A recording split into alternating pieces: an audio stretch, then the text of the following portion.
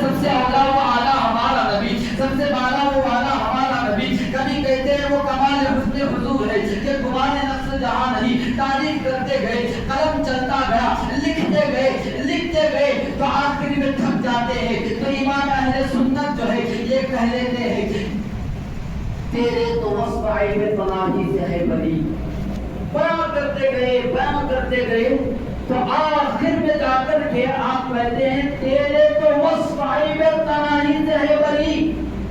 اس چیز کو ذرا سمجھیے گا. وصف کہتے ہیں تعریف کو. وصف کسے کہتے ہیں؟ تعریف کو. تیرے تو وصف کا مطلب یہاں تیرے سے مراد کون ہے؟ سرکار کی ذات. تیرے سے مراد یہاں پر سرکار کی ذات. تیرے تو وصف اس کا مطلب ہوا تیری تعریف. وصف کا معنی ہے تعریف. تیرے تو وصف کا مطلب ہوگا تمہاری تعریف یا رسول اللہ. تمہاری تعریف اس کا یہ مطلب ہوگا تمہاری تعریف یعنی تیرے تو وصف عیب تناہی سے ہے بری. دیکھو کسی کی تعریف کرتے گئے تو تعریف ہم کرتے گئے تو تعریف کا ختم ہو جانا یہ بھی ایک عیب ہے. اب میں حفصہ کی تعریف کیا، حافظ صاحب، قاری صاحب، علامہ، فہامہ، مفتی صاحب، وہ صاحب سبھی بولتا گیا آخر میں ان کی تعریف ختم ہو گیا. جتنا ہے جو اس سے میں نے کہہ دیا، کہنے کے بعد اب ان کی تعریف کیا ہو گئی؟ ختم ہو گئی. اب اس کے آگے کیا کہوں؟ اگر کہوں گا تو جھوٹ ہو جائے گا. جو نہیں ہے وہ بولیں گے تو کیا ہو جائے گا؟ جھوٹ ہو جائے گا. جو ہے وہی بولنا ہوگا. تو ہم ان کے اندر جتنے خوبیاں تھے وہ بولتے گئے وہ خوبیاں کیا ہو گئی؟ ختم ہو گئی. تو خوبیوں کا ختم ہو جانا یہ بھی ایک عیب ہے. لیکن اللہ تبارک و تعالیٰ نے مصطفیٰ کو بے عیب پیدا کیا تھا. اللہ کے رسول کی ذات میں کوئی عیب نہیں تھا. اسی لیے امام اہل سنت فرماتے ہیں وہ کمال حسن حضور ہے کہ گمان نفس جہاں نہیں. عیب تو بہت دور کی بات، عیب کا گمان بھی ہم نہیں کر سکتے. اللہ نے ایسا پاک و صاف محبوب کو پیدا کیا تھا. اور آپ کو میں بتاؤں حضرت صفیہ بنت ابی العاص رضی اللہ تعالی عنہا یہ جو ہے نا جب سرکار علیہ السلام کو تسلیم کی پیدائش کے وقت جب سرکار کی ولادت ہو رہی تھی تو سرکار کی ولادت کے وقت جو ہے حضرت سیدہ آمنہ رضی اللہ تعالی عنہا ہو رہی سرکار کی امی جان تو ان کے معاونہ تھی کیونکہ ڈلیوری کے وقت جو ہے کچھ عورتیں وہاں پر ہوا کرتی ہے تو یہ معاون اور مددگار کی حیثیت سے یہ بھی وہاں پر تھی.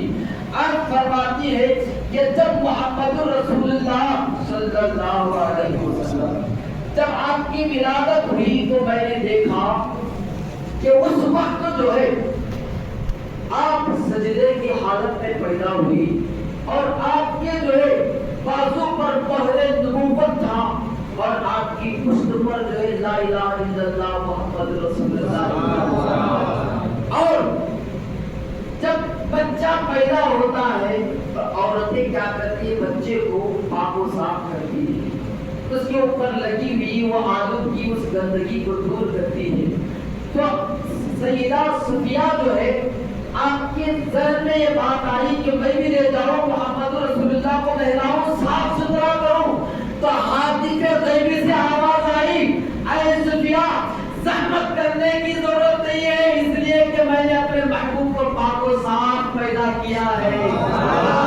اپنے محبوب کو پاک و صاف پیدا کیا ہے. تو پتہ کیا چلا؟ اللہ تبارک و تعالیٰ نے اپنے محبوب کو پاک و صاف پیدا کیا ہے. اسی لیے جو ہے بریلی کے تاجدار کا ثبوت اور خاندان اعلیٰ حضرت کا چشم و چراغ حضور تاج شریعت فرماتے مصطفیٰ ذات یکتا آپ ہے، یک نے جس کو یک بنایا آپ ہے. اللہ تبارک و تعالیٰ جیسا وہ اپنی ذات میں ایک ہے اپنے محبوب کو اسی طرح وہ پاک و صاف پیدا کیا ہے. ان کی طرح کوئی نہیں ہے، ان جیسا اللہ نے کسی کو پیدا نہ کیا. اسی لیے تو اعلیٰ حضرت فرماتے ہیں لم یاتی نظیر کفی نظر مثلے تو رسول پیدا جانا جگ راج بتا دے پورے سرسو ہے تجھ کو شہید اسرا جانا. عزیزان ملت اسلامی اسلامیہ تو اعلیٰ حضرت علیہ رحمت و رضوان کا تذکرہ میں کر رہا تھا کہ اعلیٰ حضرت علیہ رحمت و رضوان جب سرکار کی تعریف و توصیف لکھتے گئے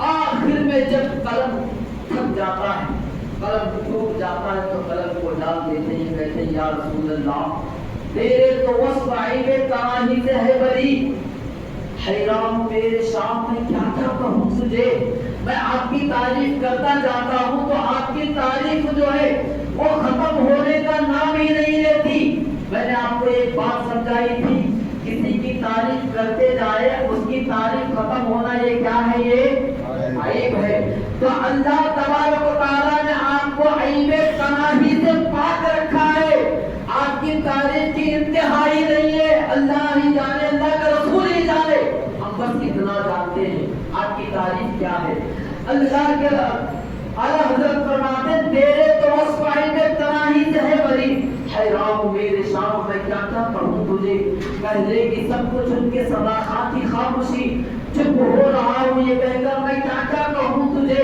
تو اب جو ہے اب خاموش ہو رہے ہیں آپ خود ہی کہہ رہے ہیں کہ رسول اللہ کی تعریف جو ختم ہونے کا نام ہی نہیں لیتی ہے تو آخر نتیجہ تو سنا دو ہم کیا مانے انہیں آخر کیا کہیں انہیں تو آخر خود ہی فرماتے ہیں لیکن رضا نے ختم سفر کس پہ کر دیا خالق کا بندہ قلب کا آقا کہوں نعرے تکبیر اللہ اکبر نعرے رسالت یا رسول اللہ صدق اعلی حضرت زندہ باد عزیزان ملت اسلامیہ اللہ کے رسول علیہ الصلوۃ والتسلیم کی تعریف و توصیف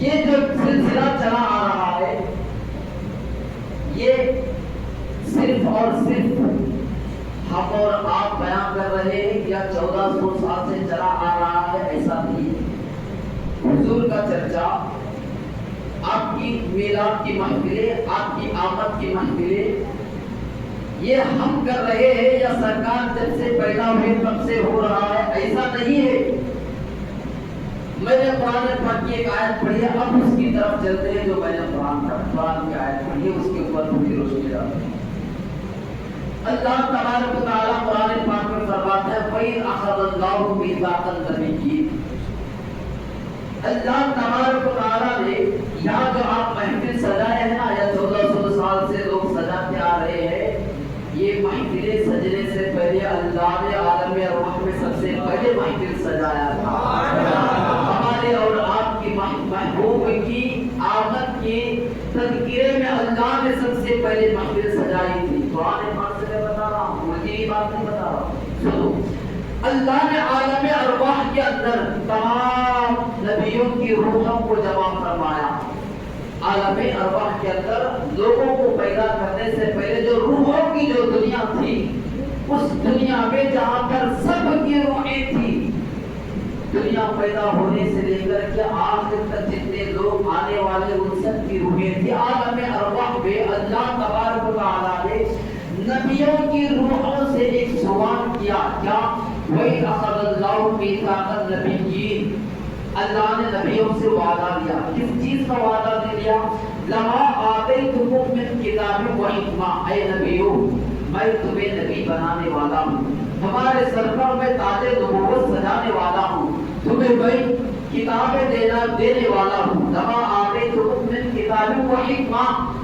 تمہیں میں نبی بھی بناؤں گا تمہیں میں کتابیں بھی دوں گا لیکن ایک وعدہ کرنا ہوا تھا لما آتیتکم من کتاب و حکمہ تو تمہیں نبی بنانے کے بعد تمہیں کتابیں دینے کے بعد میں پھر تمہارے پاس ثم جاءکم رسول تمہارے پاس ایک رسول کو میں بھیجوں گا اور وہ رسول کیا کریں گے مصدق لما معکم تمہاری نبوت اور تمہاری کتابوں کی وہ تصدیق کریں گے ایسا نبی میں بھیجنے والا ہوں تو اے نبیوں تم مجھے بتاؤ جب وہ نبی تمہارے پاس آئیں گے ثم جاءکم رسول مصدق لما معکم تو تمہیں کیا کرنا ہے لتؤمنن بہ تم اس نبی کے اوپر تمہیں ایمان لانا ہوگا اور صرف ایمان نہیں وَلَتَنْصُرُنَّ ان کی تمہیں مدد بھی کرنی ہوگی اب ذرا سنتے چلو، اللہ فرما رہا ہے لَتُؤْمِنُنَّ بِهِ وَلَتَنْصُرُنَّهُ، تمہیں ضرور ضرور ان پر ایمان بھی لانا ہے، ان کی مدد بھی کرنا ہے۔ تو اللہ تبارک و تعالیٰ نے یہ وعدہ لے کر کے کہا لَتُؤْمِنُنَّ بِهِ وَلَتَنْصُرُنَّهُ، پھر ان نبیوں سے پوچھتا ہے قَالَ أَأَقْرَرْتُمْ، میں نے جو وعدہ لیا آپ سے کیا تم نے اس کو قبول کیا؟ تو تمام انبیاء کرام نے کہا قالوا اقررنا، اے اللہ ہم نے اس کو قبول کیا۔ کیا چیز کو؟ تیرے نبی آئیں گے، وہ ہماری کتابوں کی تصدیق کریں گے، ہم ان پر ایمان بھی لائیں گے اور ان کی مدد بھی کریں گے، اس چیز کو ہم نے قبول کیا۔ اور اللہ نے فرمایا قال فاشهدوا، تم گواہ ہو جاؤ اس بات پر جو تم نے ابھی وعدہ کیا، اس بات کے اوپر تم سب گواہ ہو جاؤ۔ وَأَنَا مَعَكُمْ مِنَ الشَّاهِدِينَ، تم ہی گواہ نہیں میں بھی تمہارے ساتھ گواہ بن جاتا ہوں، یہ اللہ فرما رہا ہے۔ اللہ بھی اس بات پر گواہ ہو گیا اور تمام انبیاء کرام بھی گواہ ہو گئے۔ اب سمجھنے کی بات یہ ہے، دیکھو حضرت آدم سے لے کر کے جناب عیسیٰ تک جتنے نبی آئے، اللہ تبارک و تعالیٰ یہ جانتا تھا کہ سرکار سب سے آخر میں آنے والے ہیں، اور اللہ تبارک و تعالیٰ نبیوں سے کہہ رہا ہے جب وہ نبی تمہارے پاس آئے تو تم ان پر ایمان لانا۔ اللہ یہ بات اچھی طرح جانتا ہے کہ یہ نبی تو جو ان کے دور میں نہیں آنے والے، سب سے آخر میں آنے والے، یہ نبی سب کو آ کر کے چلے گئے ہوں گے، اس کے بعد آنے والے ہوں گے، یہ آئیں گے ہی نہیں ان کے دور میں، تو ایمان کیسے لائیں گے؟ سوال پیدا ہوتا ہے نا یہاں پر بھائی، جو سب سے آخر میں آنے والے ہیں، اب ان کے متعلق یہ کہا گیا جو سب سے پہلے آئے ہیں ان کو کہا جا رہا ہے وہ آئے تو تم ان پر ایمان لانا، جب ہمارے نبی آئیں گے تو یہ سب انبیاء رہیں گے ہی نہیں۔ تو یہاں پر یہ سوال پیدا ہوتا ہے اللہ نے یہ کیوں کہا کہ تم ان کے اوپر ایمان لانا اور تم ان کی مدد کرنا؟ اس لیے کہ اللہ جانتا تھا یہ بات، اللہ کے علم میں یہ چیز تھی کہ میرا محبوب آئے گا، وہ خاتم النبیین بن کر کے آئے گا اور خاتمیت کا تاج پہن کر کے آئے گا، اس کے بعد نہ کوئی نبی ہوگا نہ کسی کو نبوت ملے گی، یہ سب سے آخری نبی ہوگی۔ اللہ یہ جانتا تھا، لیکن پھر بھی نبیوں کو اللہ کہہ رہا ہے تم ان پر ایمان لانا اور ان کی مدد کرنا، اس لیے کہ میرا آپ کو میں بتاؤں، دیکھو جب کوئی بڑی ہستی آنے والی ہوتی ہے تو آنے سے پہلے اس کے نام کے چرچے گائے جاتے ہیں، ان کے نام کے پوسٹر چھپائے جاتے ہیں، ہر جگہ ان کا ایڈورٹائز کیا جاتا ہے، ہر جگہ ان کے نام سے چرچے ہوتے ہیں، وہ آنے والے ہیں، ایسا آنے والا ہے، وہ فلاں ہے، اس کی شان ایسی ہے، اس کو بتایا جاتا ہے، پھر آخر میں وہ شان والا تشریف لاتا ہے۔ تو اللہ تبارک و تعالیٰ بھی بھیجنے والا آخر میں ہے، لیکن نبیوں کو کہہ رہا ہے اے نبیوں میں ایک ایسا نبی بھیجنے والا ہوں، تم ان کے اوپر ایمان لانا، تم ان کی مدد کرنا، اس لیے کہ اللہ تبارک و تعالیٰ یہ چاہتا تھا میرا نبی تو آخر میں آئے گا، لیکن اس سے پہلے جتنے لوگ آئیں گے ان کے دل اس نبی کے منتظر رہیں گے، وہ ان کا چرچا کرتے رہیں گے۔ جتنے نبی آئے اپنے اپنی امت کو یہی بتا کر کے گئے اے لوگوں میرے جانے کے بعد ایک نبی آئے گا، تم ان پر ایمان لانا، اگر تم ان کا زمانہ پالو تو جو ہے تم ان کو مان لینا، ان کے دامن کرم میں چلے جانا۔ ہر نبی نے حضرت آدم سے لے کر کے عیسیٰ تک جتنے بھی انبیاء کرام آئے، سارے نبی جو ہے یہی بتاتے رہے کہ آخری نبی آنے والے ہیں، اور ہر نبی نے جو ہے میلاد مصطفیٰ مناتے رہے۔ وہ کس طرح مناتے رہے؟ وہ جو میلاد منائے سارے نبی کیا کہہ کر کے نبی آنے والے ہیں، نبی آنے والے ہیں، آنے والے ہیں، یہ کہہ کر کے وہ میلاد منائے۔ ہم بھی انہی کے قدم پر چلتے ہوئے نبی آ گئے کہہ کر کے میلاد منائے۔ اسی پر میں اپنی گفتگو کو ختم کرتا ہوں۔ اللہ تبارک و تعالیٰ کی بارگاہ میں دعا کو کہ ہم نے جو کچھ بھی کہا، جو کچھ بھی سنا، اللہ تبارک و تعالیٰ اپنی بارگاہ میں اس کو قبول فرمائے، اور ہمارے کہنے اور سننے میں کسی طرح کی خطا بھی ہو تو اپنے حبیب کے صدقے معاف فرما دے، اور ہماری کہی ہوئی باتوں کو یہ ہمارے لیے نجات کا ذریعہ بنائے. جب تک ہم اس دنیا میں رہیں ہمارا ایمان ہمارے ساتھ رہے. جب اس دنیا سے جانے کو وقت آئے تو ہمارے رب پہ جاری رہے. حق لا الہ الا اللہ محمد رسول اللہ صلی اللہ علیہ وسلم. ساری لوگ آواز بلند کر میں طیبہ پڑھے. حق لا